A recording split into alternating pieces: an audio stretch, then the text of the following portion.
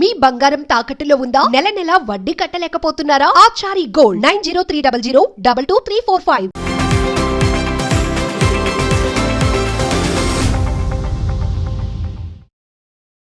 నమస్తే, welcome to Magna TV. నేను మీ కృష్ణవేణి. జగన్మోహన్ రెడ్డి గారి పర్యటన నిజంగానే విపరీతంగా జనం వస్తున్నారని కూటమి ప్రభుత్వం ఆపుతోందా? రోడ్డు వైపునగా ఆయన వస్తే విపరీతంగా జనాలు వస్తున్నారు, తొక్కిసలాట జరుగుతోంది, ఇటువంటి ఇబ్బంది అవుతుందని ఆపుతున్నారు. ఇప్పుడు హెలీప్యాడ్ని కూడా నెల్లూరు పర్యటన సందర్భంగా అడ్డుకునే ప్రయత్నం టీడీపీ కూటమి ప్రభుత్వం చేస్తుందని వైసీపీ నాయకులు ఆరోపిస్తున్నారు. ఇది ఆరోపణ నిజమా? ఒకవేళ బెంగళూరు నుంచి వైఎస్ జగన్మోహన్ రెడ్డి గారు నెల్లూరు రాకుండా టీడీపీ వాళ్ళు ఆపుతున్నారా? ఆయన రోడ్డు గుండా రావడం వల్ల ప్రమాదం జరుగుతుందని ముందుగా జాగ్రత్త పడుతున్నారు. ఈ అంశం గురించి మాట్లాడడానికి ఈరోజు మనతో పాటు సీనియర్ జర్నలిస్ట్ అండ్ రైటర్ మహర్షి గారు ఉన్నారు. సార్ నమస్తే. సార్, కూటమి ప్రభుత్వాన్ని జాగ్రత్త అనేది వాళ్ళ వాదన కాదు, భయపడి ఆపుతున్నారు అనేది వైసీపీ వాదన. మొన్ననే ఇంత జరిగింది, సింగయ్య మరణించాడు, ఇప్పుడు మళ్ళీ బెంగళూరు నుంచి నెల్లూరుకి రావడం, అది కూడా హెలిప్యాడ్ స్కూల్లో అనుమతించమనడం అని చేస్తాం. మేము అట్లా రాకుంటే రోడ్డు గుండానే రావాలి కదా, మరి అప్పుడు ఎట్లా అనేది వీళ్ళ వాదన. ఏంటి సార్ అసలు ఎందుకు ఆపుతున్నారు? ఇది తెగదు. ఎందుకు తెగదంటే, ఒకటి ఆయన వస్తే జనం వస్తారు, దాన్ని ఎవరు ఏం చేయలేరు, ఆయన కూడా ఏం చేయలేడు. ఆయన మీరు రావద్దండి బాబు, మీరు 50 మంది రండి, ఎవరు వినేతట్లు లేరు. సరే, అది అభిమానం అనండి, వాళ్ళ ఉత్సాహం అనండి, ఇంకేదన్నా అనండి, ఏమన్నా పేరు పెట్టండి. వీళ్ళు ఏమిటంటే, ఆయన వచ్చి రోడ్ షోలు ఇవి చేస్తే జనం వస్తే అనవసరంగా చర్చ నడుస్తుంది. జగన్ బలం తగ్గలేదు, జగన్ మామూలుగా ఉండదు, 4 ఏళ్ల తర్వాత జగనే వచ్చేది, జగన్ వస్తే వీళ్ళకి సినిమా అని ఇట్లా అనవసరమైన యూట్యూబ్లో అవి ఇవి ప్రచారాలు ఇవన్నీ జరిగితే వీళ్ళ సమస్య లేదు. ఇప్పుడేమిటి, గుంటూరుకు వస్తున్నాడు, హెలిప్యాడ్కి సంబంధించి ఏదో అదేమిటి అనుమతులు ఇవ్వము అనే ఒక టాక్ నడుస్తూ ఉంది. ఇప్పుడు హెలిప్యాడ్ అనుమతులు ఇవ్వకపోతే ఎట్లా, ఆయన మళ్ళీ రోడ్డు మీద వస్తాడు, ఆయనే వదలడు కదా. రోడ్డు మీద వస్తే మళ్ళీ దావు పొడుగున ట్రాఫిక్ జాము, గోల, మళ్ళీ జనము, ఏదైనా ప్రమాదాలు జరిగితే చెప్పినా వినలేదు, చూశారా అన్యాయంగా అమాయకుల ప్రాణాలు తీసాడని వీళ్ళు అనడము, మేము కుయ్యో మర్రో మాకు భద్రత కల్పించండి, మాకు హెలిప్యాడ్ ఇవ్వండి అంటే వీళ్ళు అప్రజాస్వామికంగా అనుమతులు ఇవ్వకుండా వేధించారు కాబట్టి మేము ఇలా రావాల్సి వచ్చిందని వాళ్ళు. ఇది ఎట్లా ఎప్పటికి జరుగుతుంది ఇది? కాబట్టి ఇక్కడ ఇద్దరు కూడా అర్థం చేసుకోవాల్సింది ఏమిటంటే, ప్రతిపక్ష నాయకుడుగా ఆయనకి ఉన్న హక్కు జనములేకి వెళ్ళి మాట్లాడడము, రైతులు కావచ్చు, కార్మికులు కావచ్చు, ఎవరైనా కావచ్చు, ఎవరైనా ఆయన ఇష్టం కదా. జనములేకి వెళ్ళి మిమ్మల్ని విమర్శిస్తాడంటే విమర్శిస్తారు, విమర్శించకుండా ఎట్టుంటారు? ప్రతిపక్షం ఏ ప్రభుత్వాన్ని పొగడదు కదా, విమర్శించడమే కదా ప్రతిపక్ష నాయకుడి పని. పొగడదు కదా సార్, వచ్చి ఏదో ఒకటి మీ వైపున ఏదో లోపాలు వైఫల్యాలు ఏదో ఉంటే విమర్శిస్తాడు. ప్రతిపక్ష నాయకుడు విమర్శించొద్దు అనే హక్కు మీకు లేదు, తిరగద్దు అనే హక్కు మీకు లేదు. మీరు చేయాల్సింది ఏమిటి, ఆయన చెప్పిన Z+ కేటగిరీ భద్రత ఏదో ఉంది కదా, మాజీ ముఖ్యమంత్రికి ఏ రకమైన భద్రత కల్పించాలో అది కల్పించడం. అది కల్పించిన తర్వాత ఆయన సజావుగా తిరగనిస్తే మీకే సమస్య లేదు. ఈయన జగన్ గారు కూడా అర్థం చేసుకోవాల్సింది ఏమిటంటే, దాన్ని ప్రిస్టీజియస్గా పోకూడదు వైసీపీ. ఇక్కడ వీళ్ళు ప్రిస్టీజియస్గా పోవడం వల్ల ఎవరికి నష్టం జరుగుతుంది? ఎవరైనా అమాయకులు ప్రమాదాలకు గురవుతున్నారు. సింగయ్య చచ్చిపోయింది కూడా అట్లే కదా. సింగయ్య చనిపోవడంలో కూటమి వైఫల్యము ఉంది, వైసీపీ వైఫల్యము ఉంది.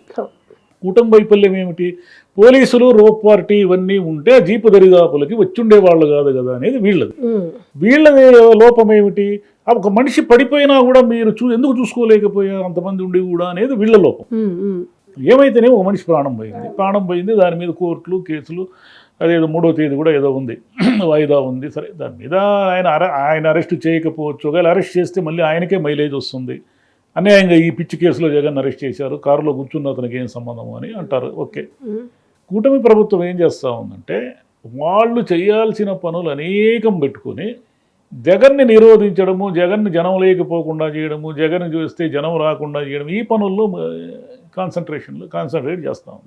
ఈ పనులు మీకెందుకు, వాళ్ళు చూసుకుంటారు కదా. పోని జనాన్ని తోలుతున్నారు అనుకుందాము, 4 ఏళ్ళు ఉన్నాయి ఎన్నికలు, ఎన్నాళ్ళు తోలుతారు? ఇప్పుడు తోలాలంటే ఒక్కొక్కరికి లక్షల్లో కావాలి డబ్బులు, లక్షల్లో లేనిది జనాన్ని మొబిలైజ్ చేయలేరు. ఇప్పుడు వైసీపీ నాయకులు ఇంకా 4 ఏళ్ళు ఎన్నికలు పెట్టుకొని జోబులో నుంచి లక్షలు తీసి ఎన్నాళ్ళు ఖర్చు పెట్టుకుంటారా అంటే వాళ్ళు పెట్టుకోలేరు ఎక్కువ రోజులు. మొబిలైజేషన్ అయితే స్వచ్ఛందంగా వచ్చే వాళ్ళని ఎవడాపలేడు. కాకపోతే సార్ ఇక్కడ ఒక డౌట్, ఇప్పుడు వాళ్ళు వస్తే కొన్ని రోజుల పాటు జగన్ ఎవరు ఆపలేరనే న్యూస్లు వస్తాయని ఆపుతుంది, కానీ ఆపడం వల్ల ఆపుతుంది అనే న్యూస్ ఇంకెక్కువ వచ్చి సింపతి వచ్చే అవకాశం ఉంటుంది కదా సార్. ప్రభుత్వం చేస్తున్న తప్పు అదే, ప్రభుత్వమే కాదు, ఏ ఏ రాష్ట్రంలోనైనా ఏ ఊర్లోనైనా ఇప్పుడు మన తాడిపత్రి గురించి మాట్లాడుకున్నాం కదా, అది అక్కడైనా ఏ ఊర్లో అయినా ఒక మనిషికి ఉన్న ప్రాథమిక హక్కు ఏమిటి?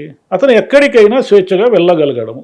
అతను నాయకుడైతే అతనికి ఉన్న బందోబస్తు దృష్ట్యా అతనికి ఏమి అంటే యాజ్ పర్ ప్రోటోకాల్ ఏం బందోబస్తు ఇవ్వాలి పోలీసులు అనేది పోలీసుల డ్యూటీ. పోలీసులు ఆ బందోబస్తు ఇస్తే ఆయన ఎక్కడికైనా వెళ్ళి జనాన్ని కలుసుకోవచ్చు, అంతే కదా. దీన్ని ఎందుకు అందరూ కలిసి దీన్ని ఒక రచ్చ రచ్చ రచ్చ రచ్చ చేసి, ప్రాబ్లం ఏమిటంటే ఆయన పోతే ఓ అని వేలల్లో లక్షల్లో జనం వచ్చేసి ఊర్లు ఊర్లు జనసంద్రంగా మారిపోయి ఇవన్నీ కూడా కూటమి ప్రభుత్వం మీద అసహనము అసంతృప్తో చంద్రబాబు నాయుడు గారి ప్రభుత్వం సరిగా పనిచేయకపోవడం వల్ల అప్పుడే 1 ఇయర్కే జగన్కు ఆదరణ పెరిగిందని ఈ పబ్లిక్ టాక్ రాకుండా ఉండడం కోసం వీళ్ళు చేయాల్సిన పనులన్నీ వీళ్ళు చేస్తూ దానికి రక్షణ కల్పించలేము, మేము అది కల్పించలేము ఇది కల్పించలేము, ఆయన ఇష్టం వచ్చినట్లు సైకో బ్యాచ్లు గంజాయి బ్యాచ్లు అన్నీ ఇష్టం వచ్చినట్లు విశృంఖలంగా తిరుగుతున్నాయి. ఇవన్నీ ఏదో చెప్తున్నా. సైకో బ్యాచ్లు గంజాయి బ్యాచ్లు ఎత్తి లోపలేండి మీరు. గంజాయి తాగేది గంజాయి చట్టవిరీత్యా నేరం కదా. గంజాయి తాగాడు అనగానే వాడికి బ్లడ్ టెస్ట్ చేస్తే తెలిసిపోతున్నాడు గంజాయి తాగాడో లేదు. గంజాయి తాగిన వాళ్ళు అందరినీ ఎత్తి లోపలేండి, మీరు కేసులు పెట్టండి. ఎవరు వద్దన్నారు మిమ్మల్ని? గంజాయిని మీరు కంట్రోల్ చేయలేకపోతే అప్పుడు గంజాయి వైసీపీ ప్రభుత్వంలో విశృంఖలంగా గంజాయిని ఇప్పటికి చెప్తే ఎట్లా 1 ఇయర్ తర్వాత కూడా? ఇప్పుడు మీది కదా బాధ్యత, గంజాయిని కంట్రోల్ చేయాల్సిన బాధ్యత. మీరు కదా గవర్నమెంట్లో ఉన్నారు, మీరు కంట్రోల్ చేయలేక ఇప్పుడు మొన్న కూడా తెనాల్లో ఆయన మనోహర్ గారు పిల్లలు స్కూల్కి కూడా వెళ్ళలేకపోతున్నారు ఈ గంజాయి బ్యాచ్ల వల్ల అంటాడు. పిల్లలు స్కూల్లోకి వెళ్ళకపోవడం మీ తప్పు కదా, మీరు కదా ఎమ్మెల్యే. ఇప్పుడు ప్రభుత్వం ఎవరే ప్రభుత్వం ఎమ్మెల్యే మీరు, గవర్నమెంట్ మీది, పోలీసులు మీరు చెప్పినట్టు వింటారు. ఇన్ని జరుగుతున్నాడు మేము కంట్రోల్ చేయలేము అంటే ఎట్లా? కంట్రోల్ చేయాల్సిన పనే మీది కదా, మీకు ప్రాథమిక బాధ్యత కదా. అది మర్చిపోయి మేము జగన్ తిరిగితే కంట్రోల్ చేయలేము, తిరగదు. మీకేం నష్టం? అవి అయితే జనం వస్తారు, తొక్కిసలాట జరుగుతుందంటే తొక్కిసలాట జరగకుండా చూడడమే కదా లా అండ్ ఆర్డర్ పని. సరే, ఎప్పటికైనా ఇప్పటి కాకుండా రేపు ఎలక్షన్ ముందో మరోసారో ప్రతిపక్షాలు మీటింగులు పెడితే సభలు పెడితే జనాలు వస్తారు. ఇది కట్టడి ఎక్కడికక్కడ చేయాలనేది మీరు అన్నట్టుగా చట్టం పని. కట్టడి చేయలేరు జనాన్ని. మీరు జనము రావద్దు అనే కొద్దీ మరీ ప్రిస్టేజియస్గా తీసుకుని మళ్ళీ వస్తారు. అక్కడ స్వచ్ఛందంగా అదొక రకంగా అదేమంటారు, దాని ఎమోషనల్ బాండింగ్ అంటారు. ఇప్పుడు మళ్ళీ జగన్ ఫ్యాన్స్ చాలా డైహార్డ్ ఫ్యాన్స్ అంటారు, అట్లా ఉంటారు. వద్దనంగానే ఒక మా నాయకుడి దగ్గరకు వద్దన్నారటానికి ఇంకెక్కువ. కారణం ఏమిటంటే రాజశేఖర రెడ్డి గారి హయాం నుంచి కూడా ఆయనతో ఒక ఎమోషనల్ బాండింగ్ ఉన్నటువంటి కార్యకర్తలు కానీ మామూలు సాధారణ జనం కానీ ఉన్నారు. ఆయన చనిపోయిన తర్వాత వచ్చిన పెళ్ళుబికిన విపరీతమైన సానుభూతి వల్లే కదా జగన్ ముఖ్యమంత్రి కాగలిగాడు. రాజశేఖర రెడ్డి గారు కుమారుడు అనేది ట్యాగ్ లైన్ లేకపోతే ఈయన ఎప్పటికీ తన జీవితకాలంలో ముఖ్యమంత్రి కాలేడు. మహా అయితే పులివెందుల ఎమ్మెల్యేగానే మిగిలిపోయేవాడు ఆయన. రాజశేఖర రెడ్డి గారు లెగసీ ఉండడం వల్లే కదా ఈయన ఇంత దూరం వచ్చాడు. రాజశేఖర రెడ్డి గారి ప్రత్యేకత ఏమిటంటే ఆయనకి ఎమోషనల్ బాండింగ్ ఉంది జనంతో. సేమ్ జగన్ గారు కంటిన్యూ చేశారు. సేమ్ మళ్ళీ పాదయాత్ర అనండి, ఓదార్పు యాత్ర అనండి, నిత్యము జనములు ఉండడం వల్ల జనం ఆయన్ని ఓన్ చేసుకున్నారు. 5 సంవత్సరాలు ఎప్పుడైతే జనం మధ్యలో లేకుండా ఆయన తాడేపల్లికి పరిమితమై బటన్లు నొక్కాడో డిజోన్ అయిపోయినాడు జనంకైనా. జనముకి ఎప్పుడైతే ఓన్ కాకుండా పోయాడో ఆయన ఓటమికి ఆయనే బాటలు ఏర్పరచుకున్నాడు. 11 సీట్లకు రావడానికి కారణం ఏమిటంటే మీరు డీలింగ్ అయినారు జనంతో. మీరు మీ నాన్నగారులాగా మీరు ప్రజా దర్బారు పెట్టి వారానికి ఒకసారి అనేక మందిని కలుసుకుని, ఇప్పుడు చంద్రబాబు నాయుడు గారు ఎంత జనంలో ఎట్లుంటారు, కానీ చంద్రబాబు నాయుడు గారితో ఎమోషనల్ బాండింగ్ లేదు జనాన్ని మీరు గమనించండి. తెలుగుదేశం కార్యకర్తలు లేదా తెలుగుదేశం అభిమానులు వీళ్ళంతా వస్తారు, అవన్నీ జరుగుతాయి. కానీ ఒక ఎమోషనల్ బాండింగ్ అంటే ఒక ఉద్వేగంతో కూడిన జనం ఆయన వెంట ఉండరు. భావోద్వేగం అనేది ఎమోషన్స్ ఉండవు ఆయనతో. ఆయనకంటే ఆయనే ఎమోషన్స్ తీసుకోడు కాబట్టి ఆయన ఎప్పుడు జనంతో ఎమోషనల్ బాండింగ్ ఏనాడు పెట్టుకోలేదు. ఆయన వ్యూహకర్తే కానీ జనంతో ఎమోషనల్ బాండింగ్ ఉన్న నాయకుడు కాదు. అది ఆయన ప్రత్యేకత. సరే, ఒక్కొక్కరికి రాజకీయాల్లో ఒక స్టైల్ ఉంటుంది. దీన్ని అర్థం చేసుకోకుండా జగన్ని తిరగనీయకుండా చేయడం వల్ల 2029లో మనం గెలుస్తాము అనుకుంటే అమాయకత్వం మించి ఇంకోట్లేదు అంటారు. ఆయన మీకు వేరే దారి లేదు, ఆయన తిరుగుతూనే ఉంటాడు.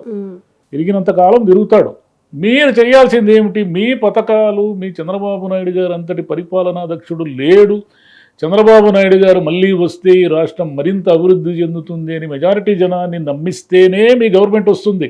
జగన్ని తిప్పలేము, జగన్ని తిరగనీయము, వైసీపీని తుత్తురియలు చేస్తాము, భూస్థాపితం చేస్తాము, ఇలా మాట్లాడినంత కాలము మీకు వ్యతిరేకత తెలియసో తెలియకుండా మీరే పెంచుకుంటూ ఉంటారు. ఇప్పుడు మళ్ళీ కొత్తగా మన పల్నాడు తర్వాత ఇప్పుడు నెల్లూరు జగన్ పర్యటన మీద చాలా ఉత్కంఠ నెలకొంది. అది అయితే కానీ మళ్ళీ ఏం జరుగుతుందో తెలియదు. ప్రశాంతంగా జరగాలని కోరుకుంటాం. ఇరువైపుల పంతాలకి పోకుండా, సాధారణ జనం ఇబ్బంది పడకుండా, ఈ సింగయ్యలాగా ఎవరు మరణించకుండా ఆ పర్యటన ముగించాలనేదే అందరి కోరిక.